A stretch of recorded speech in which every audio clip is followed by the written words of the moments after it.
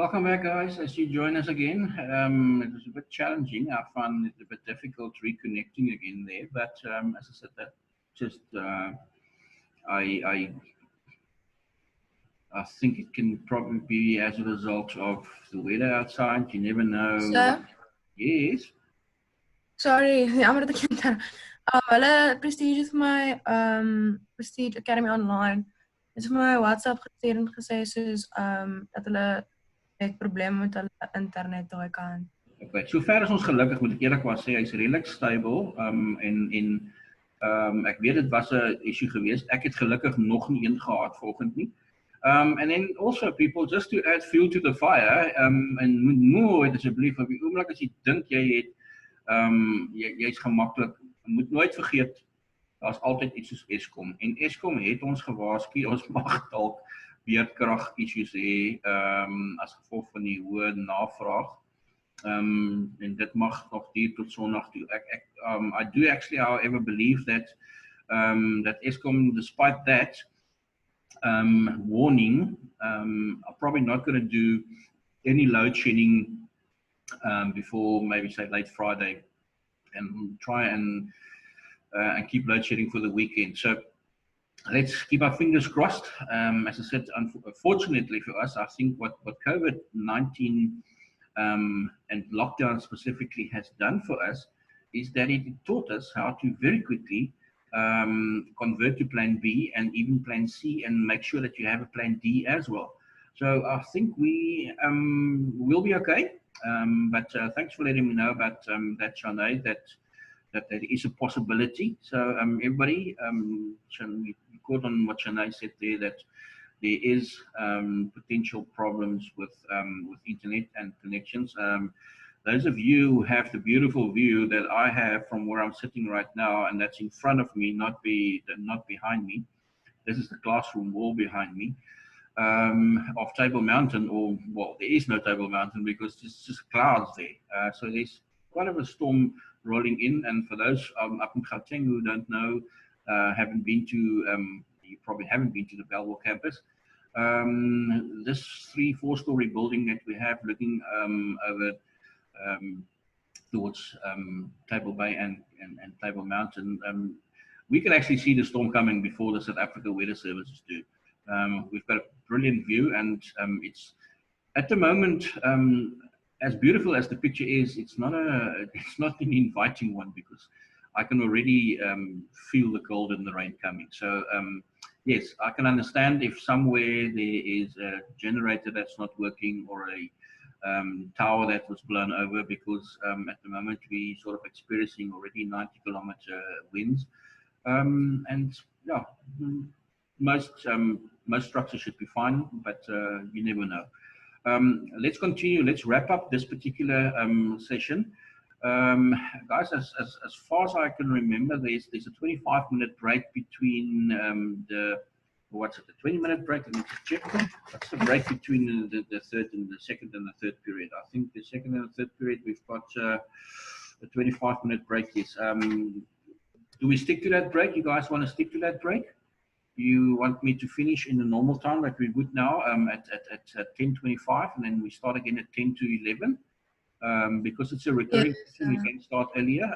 I think let's just for this week, a week later on, if we see that maybe it's better for us to take a shorter break and then finish earlier, still get the 2 hours in.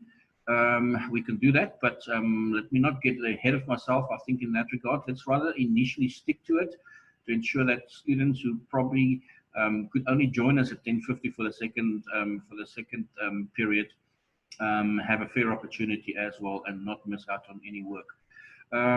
Guys, I'm finishing my lectures today at 4 o'clock for the week. I'll be converting and uploading all the videos for all the classes that we've done this week.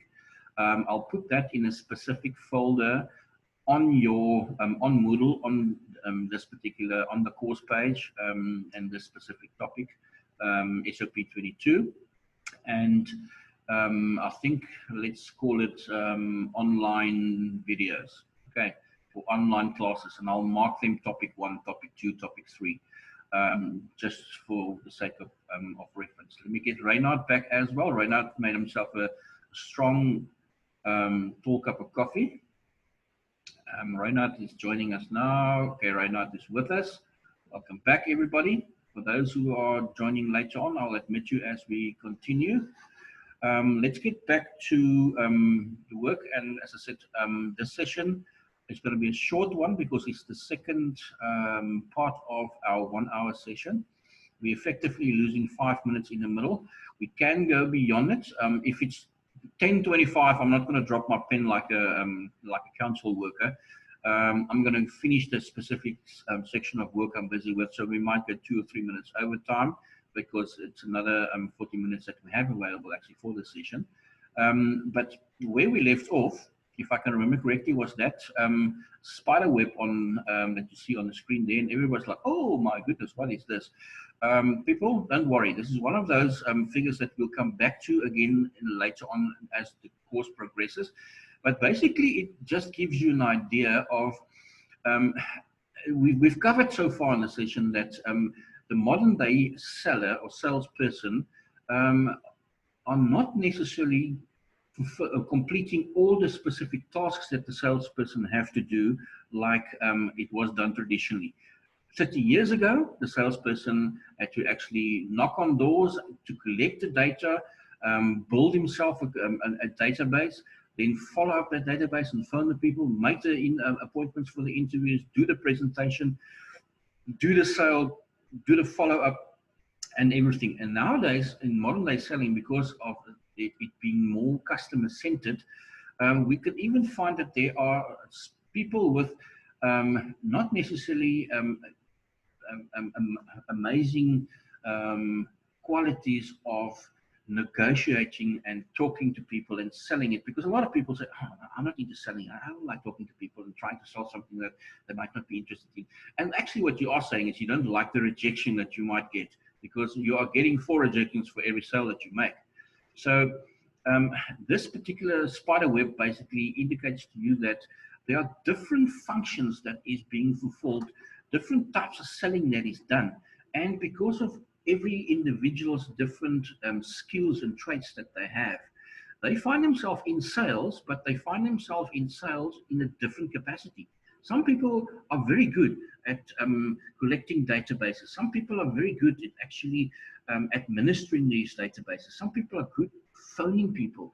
They might be involved in the after sale, the customer, consumer salespeople. They're servicing the people.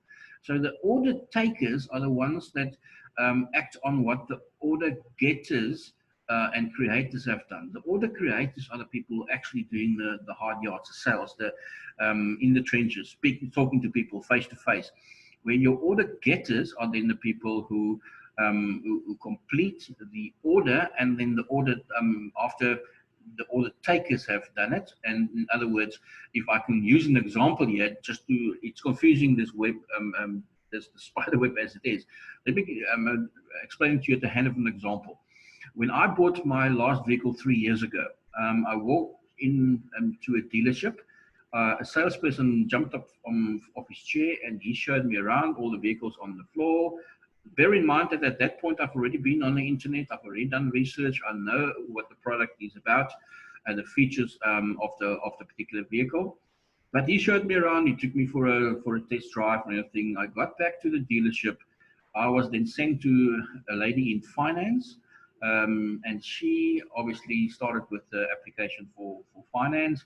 From there, I went to somebody in HR that assisted me with the contracts and all the admin. Then I went back to the salesperson, and he gave me the keys and the registration plates to the vehicle, and off we go. So 3 people were all involved in that sales process, and they all were selling something to me. And they were all complementing each other's function. So the modern day seller has resulted in us creating a spider web like this that gives us different types of selling, because it's very uncommon nowadays that a salesperson does all the functions by him or herself.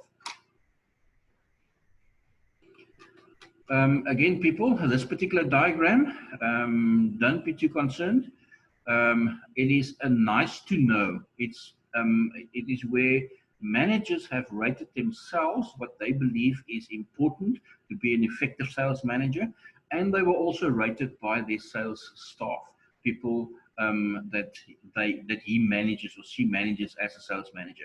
So it was important for me is just read through it and take note of it.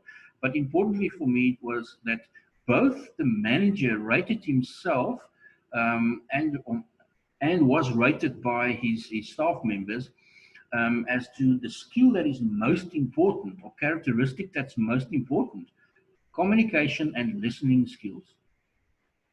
That's something of importance that you can take from this particular graph. People, it even rated, look where honesty and ethical tendencies and selling skills rate, right down only at the bottom. So it is important that you as a potential future sales person, remember that to communicate, and communication means basically not just to talk, but also to listen, to actually work on your listening skills. And I think that is where the modern day salesperson have really upped the bar as to the qualities and what's expected of the profession. It really, my experience, and especially in buying expensive items, I'm talking about not everyday groceries and stuff like that. Buying furniture and buying vehicles and buying computers and expensive equipment like that. There was honestly, in my experience, the last number of years, I can maybe count them in one hand where the salesperson was persistent to the point of annoyance. Most of them really listened to what I was saying and what I needed. And I think that's what every customer wants. I just told you that I don't need this. Why are you trying to sell it to me? Yeah, so I think that has been a huge improvement, but it is as a result of salespeople improving their listening skills. Right, something that we all know, refresh from what we did in marketing, the different business philosophies. And the different business philosophies, why they are important is because it is tied to sales. Because the way you sell is going to be dictated by whatever philosophy your company's management actually endorses. So if your business is a production-orientated business, you know that you've got no input. They're gonna keep on manufacturing regardless, and then call you in and say, go and sell it. The one that I think has become very popular nowadays, and the one that most companies use, is the one right at the bottom, the marketing or customer oriented approach, where basically the customer, like we said in that initial diagram, that circle in the center, remains the important focus point. And everything we do to satisfy the needs of that particular customer and solve the problems that they have. So with that particular approach, if we can remember correctly from business marketing, is where the customer is listened to. So that survey that they complete is actually, the information is actually used to the benefit of the customer by ensuring that the products that they need are produced. So it increases the chances of you making a sale, because if you are selling something that the customer wants and needs because they said so, then you have a win-win situation. And you're also not left with stock in the warehouse that eventually you have to sell at a reduced fee because you just need to get rid of them. So yes, just revisit all those different business philosophies that we have done in marketing before. If we can compare now the sales and the marketing orientation, just in a sort of illustrated format there, you can see that it actually also reflects the push and pull strategy. The one at the top being the push strategy. In other words, if you have a sales orientated business, it means that they are producing, then calling the salespeople in to make the sales to the customer, and then the process is repeated. Where at the bottom, if you have the marketing or customer orientated approach, it is, let's listen to the needs of the customer first, then we go out and produce it, and then we sell it to the customer, and we repeat the process. So in effect, you could see that, in other words, a business that is sales orientated are the business that also most often implements a push strategy when they market and sell, and the opposite, in other words, a pull strategy when you have a marketing or customer orientated approach.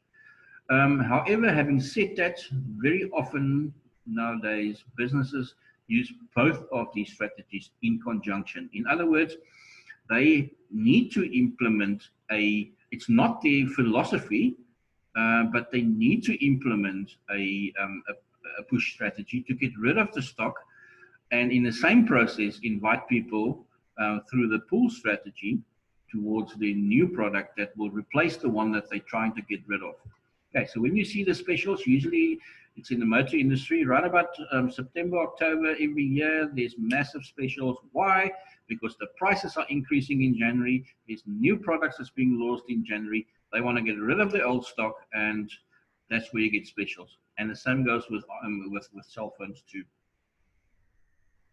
Sir, Yes. a while back, I can't remember. I think it was like Samsung or something. They had an ad that said along the lines of "you talked and we listened," and then it was how they took the customers' sort of input, I suppose, from surveys and stuff, and then made the phone or whatever according to what people answered what they wanted. You're quite right, and I think if we can take it back even a couple of decades to when Apple Computers was established by Steve Jobs. At some point, and I mean, if you haven't seen the movie, go watch Jobs. It's not an Oscar winner, people. It's also not one of those if you in the popcorn eating mood to watch, but it's very insightful. It tells the story as it happened, and he was one of those who from the start said, people, why are we trying to produce something that we are going to sell to the customers?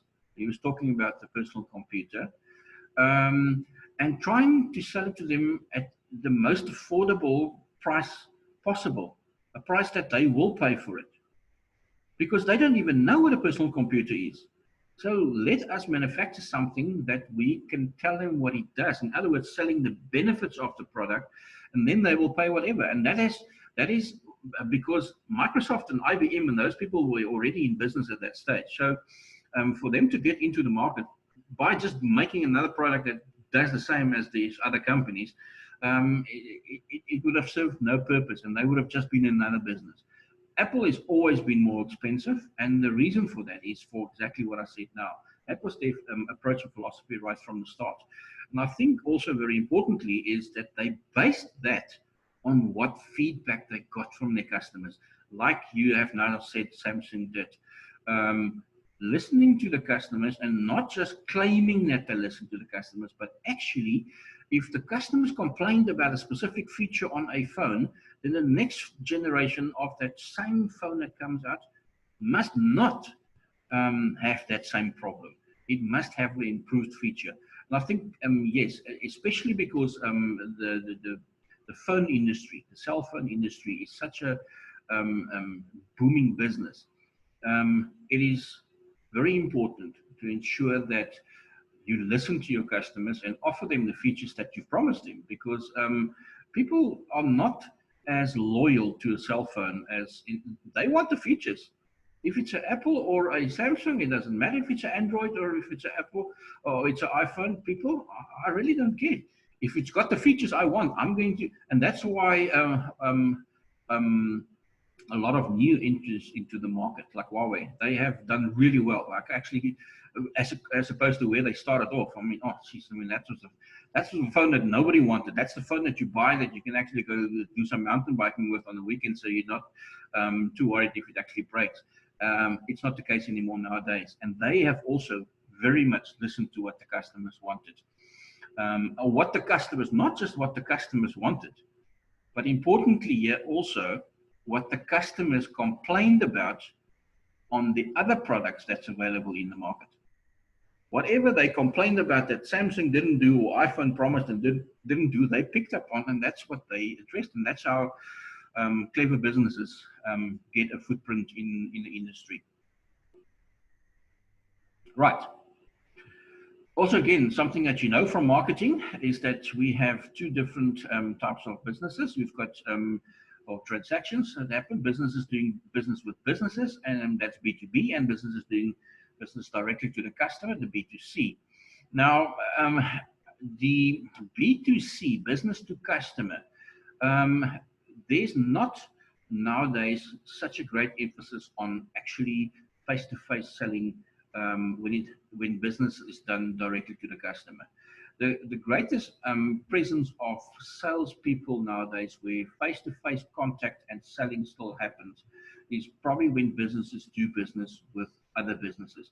In other words, now during lockdown, on campus, and all of a sudden it was expected of Prestige Academy now to convert the classrooms into classrooms that could actually accommodate people or less people. In other words, we need more classrooms if all the students are back on campus at the same time and in the future. So in other words, we need to buy more monitors, we need to buy more chairs, we need to buy more desks. That's the kind of thing that you're not going to all of a sudden hook your Fender trailer to the back of your Fortuner and rock off to Macro and buy the tables and chairs. That's where businesses do business with other businesses. And in a case like this, there would be somebody from Prestige who would be contacting somebody in sales at 3 or 4 different companies that deal in selling desks and chairs to educational institutions. They will get quotes. It's a more complex process because it's a more expensive transaction as well. Okay, so the direct, that's where the sales rep from those represent different companies that were contacted would come to Prestige. They will sit down, they will give you the features and the benefits of each particular product, and then Prestige will decide which one is best suited for their needs. So the direct sales and presentation in the old traditional format of selling still happens very much, but more where businesses do business with each other. Clients have become slightly more self-sufficient. They are doing more shopping online, and therefore not really that much interested with, however, certain more expensive items because it's a more complex process. You will still rather get the keys not mailed to you for your vehicle, but given to you by the salesperson at the dealership. I touched on it earlier on in the introduction, and I said, why is it important? It now makes sense to us why marketing segmentation is important and why it has to be done to save you a lot of time, to ensure that you are now offering a product that appeals to a specific market, that you're focusing your sales effort on a specific segment and you're not wasting money and time. Those are the main benefits and reasons why market segmentation is done in the first place, and then specifically targeting or deciding on which market you're going to target is important for somebody in marketing and sales. Right. Again, we can use 2 bases predominantly for our segmentation. So that could be products for consumers or products for businesses, industrial products for that matter. Okay, more about that we don't need to know at this stage. It's dealt with in a particular chapter later on in this module. Guys, I think we're almost finished with the session, so I'm quickly going to wrap up and then we're going to take a break. I've gone 5 minutes beyond time already. But the marketing mix, why is it up there? Again, not to remind you that the 4 Ps are price, product, promotion, and place, but it's up there to ensure that we see where do sales and marketing fit in. It fits in on the promotions, which is the 3rd P of the 4 in the marketing mix. And marketing and sales is part of your communications mix. Your marketing communications mix also includes sales promotions, advertising, publicity, and sponsorships. This particular module deals with sales and personal selling specifically. Right.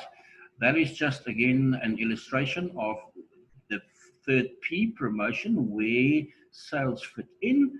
And then at the end of the day, we finish off with the break-even point. In greater detail later on, at the hand of examples, we will give you that. Don't worry about that challenging-looking illustration. Basically, what the break-even analysis is about is you as a salesperson are given a target to fulfill, and that is what you have to make, and from the business point of view, to ensure that they survive another month. In other words, their sales are equal to their expenses. There's zero profit. That's that point right in the center. It's called the break-even point, where you're not making a profit, you're not making a sale, because your total cost is the same as your total revenue. I'm going to skip this one. This reflects later on again in another chapter. There are some questions that you can use for your own purposes of just revising the work that we've done in this chapter. And I'll leave you with that quote from Les Brown that says, even if it's chilly outside and it's minus whatever in Gauteng and windy and stormy and rainy in Cape Town, you don't have to be great to get started, but you do have to get started to eventually be great. Okay, guys, I'm going to finish this session now, and thank you for signing up and listening. I will return in about 15 minutes time or so, and we can resume our next session at 10:50. Right, go get a cup of coffee, go make that sandwich, go walk the dog, whatever you do. I'll see you just now.